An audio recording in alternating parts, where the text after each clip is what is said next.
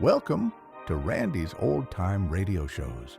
Step back with us into the classroom radios of 1950, when the University of Minnesota's Minnesota School of the Air brought children tales both classic and curious. Today's story comes from the series Old Tales and New, a short drama meant to spark imagination while teaching a lesson. Now, settle in, let the dial carry you back, and enjoy the show just as students did more than 70 years ago.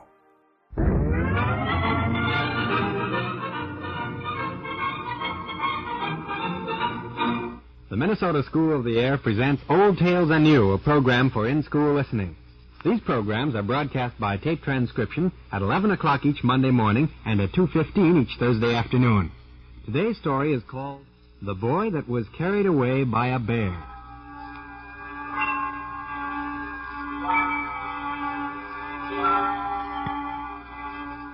Many years ago, when your great-grandfathers were young, Indians lived in our country. They were alone here for many years before white people came and started to farm. In those days, long ago, the Indians hunted and fished to get food to eat. They found berries growing in the forest. And from these many things, they found enough food to keep alive. They made their clothes and homes from the skins of the animals they trapped. Sometimes life wasn't easy for these people, and they had a difficult time finding enough food. They believed many things that might seem strange to us today. They thought that because one time some Indian had been kind to an animal, that animal would help them. They made up stories about these things and called them legends. They were make-believe stories like our fairy tales. They were told around the campfire by the storyteller of their tribe. Today's story is an Indian legend that has been passed down through hundreds of years by the Ojibwe Indian. Let's pretend that we are sitting around an Indian campfire, listening to the legend of the boy that was carried away by a bear.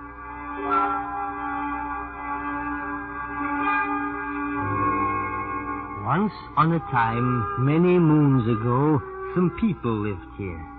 There was an old man and his wife, and they had many children. The youngest son was a good boy, but he did many things which his father did not like. When these things happened, the father would punish the boy.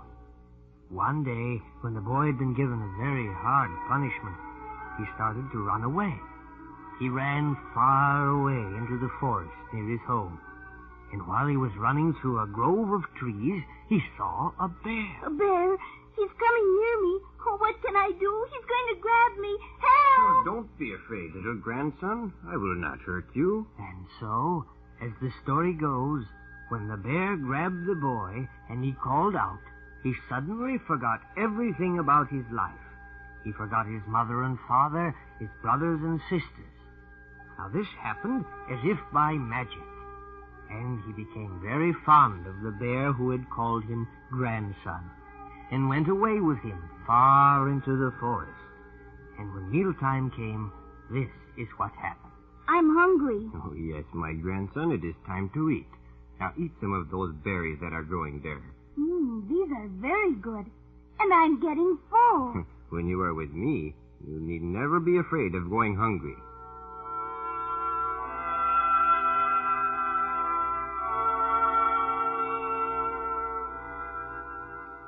I'm hungry, my grandfather. I told you before, my grandson, when you are with me, you will never go hungry. Now, eat of the berries growing here. But I'm tired of berries. I would like fish and other food. Oh, of course. I did not think of that before. Now, I know a place where people are always putting food away. They have more than they need. Now, you stay here and I will get some for you. And do not be afraid. I will come back.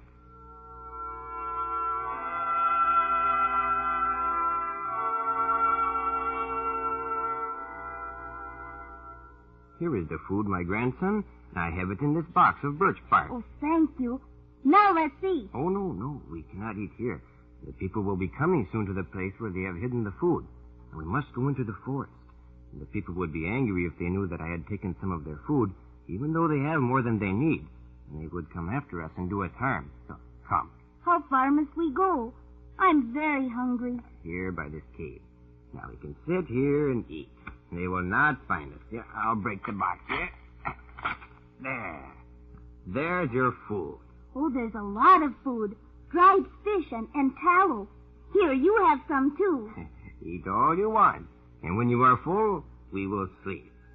And so the boy and the bear ate the dried fish and tallow and slept.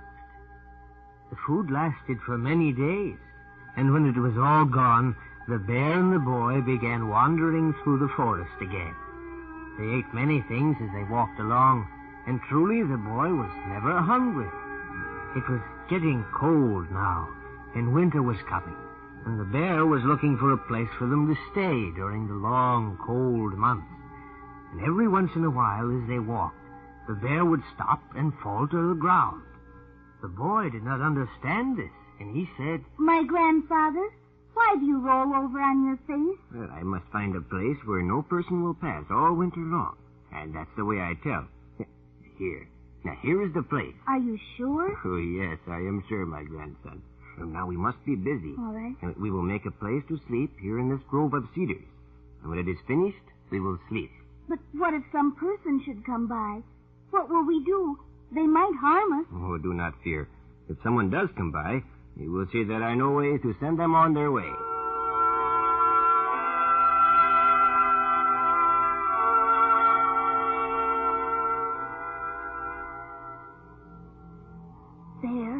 Bear, wake up. I hear a person. Yes. Now, be very still. Now, take this dried fish and throw it in the path of the person. Now, watch carefully. Why, the fish turned into a bird, and the person is chasing it. I know many things, so you need not be afraid. Now, go to sleep. And so all winter long, the bear slept, and the boy slept beside him. And sometimes the bear would wake and ask the boy, My grandson, are you hungry? Yes, very hungry.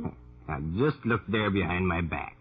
But there's food there, and very nice food. But we didn't put food here when we went to sleep. That's true, but you must never be afraid. If you are hungry, there will be food for you. But this is like the food we ate all summer long, and now there are no berries on the bushes. I cannot explain these things to you. These are my secrets. Now eat and then sleep. And the boy ate and slept. Whenever he was hungry, he would ask the bear for food. And each time, the bear would tell the boy to look behind him. And each time, he would find wonderful food. When the snow began to melt, the bear told the boy it was time to move from the place where they had spent the winter. And so they walked through the forest. They had food to eat, and the bear found places for them to sleep.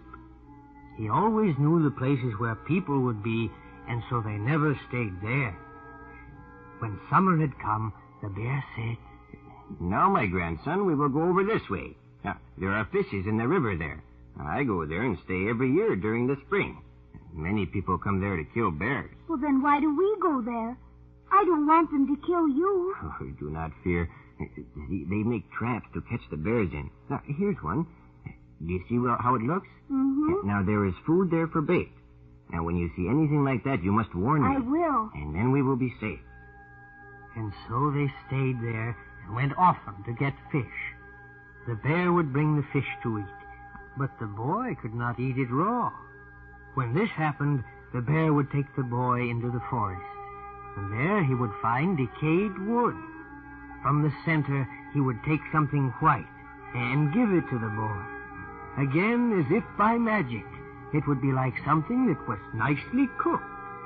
And though the boy could not remember what his life was like when he lived with his own people, he could imagine that this piece of wood was like fish when it's well cooked. When the day came and there was no more fish in the river, they moved on to another place. And so they lived for many days, eating the things in the forest. At night they slept, and the boy was never cold or hungry. One day the bear stopped the boy and talked to him. My grandson, the time has come for us to part, and therefore I will take you home. Your parents are sad and want you home with them again. My parents? Well, who are they? When you came to live with me, you forgot about them. When you return, you will remember them, and they will be happy to see you. Will they like me? Oh, yes. And if you are good, well, your parents will never be cruel to you again. Will I know where to go? Yes, I will take you where they are. And when you see them, you will know them. And so the bear picked the boy up and carried him for a long time. They went quickly, and the boy did not see the way they went. At last they came to a place near the edge of the forest, and the bear stopped and put the boy on the ground. Now, you will have to go from here alone. Now, near this place is a lake. Now, look there by the pine tree. Oh, I see it. It isn't far away. And by the lake is the village where your people live. Now, do not be afraid. And I will see that you get there safely, though I cannot go with you. Goodbye, kind grandfather. Thank you for all you've done for me. I have just one more thing to say to you. If at any time you are in need of food, all you must do is call to me. I will feed you. Goodbye. And when he had finished speaking, the bear stepped behind a tree. The boy followed along the water. As soon as he had left the bear, he lost all memory of the year he had spent with the bear in the forest. Suddenly, he remembered his family and was anxious to get home again. And when he had gone down to the shore of the lake and looked where the sand stretched away, he saw some canoes. And by the canoes he saw some young girls working. They saw him, too, but at first they did not recognize him. Then one of the girls ran from the shore to her home to tell the people of the boy they had seen walking toward them. The old people came rushing out of the lodges and came to the shore where they saw the boy coming home. His parents recognized him because he was still wearing his coat of rabbit fur. They were surprised and happy to see him. They thought he would be thin after being gone so long, but instead he was healthy and looked just the same as he had when they had lost him. They wondered where he had been, but they were afraid and did not question him. As the bear had told him, they never were mean to him, and he was very happy. The people lived happily for a long time, and then one day they found there was no food to eat. The bushes had not grown berries as they had before. There were few fish in the river, the little game in the forest. The boy suddenly remembered the words of the bear when they had parted, and he walked to the edge of the forest. And when he got there, he said, My grandfather, I am hungry. Feed me. And suddenly there was food enough for everyone. Such was that always happened to the boy. Whenever he was heard saying, My grandfather, I am hungry, feed me, there would be food. Wherever they were living in the wintertime, when food was scarce, the boy was able to get food near the wigwam. And that was what happened to the boy that was carried away by the bear.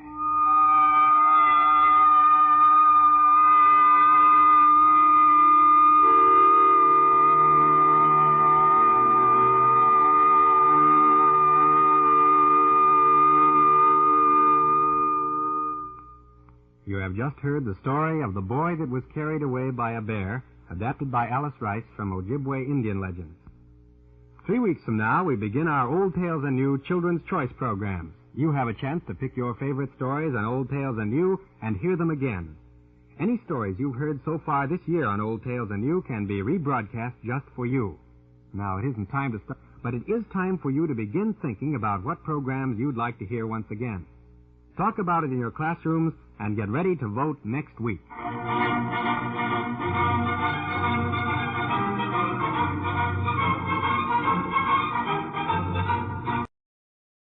Well, folks, that's all for this episode here on Randy's Old Time Radio Shows.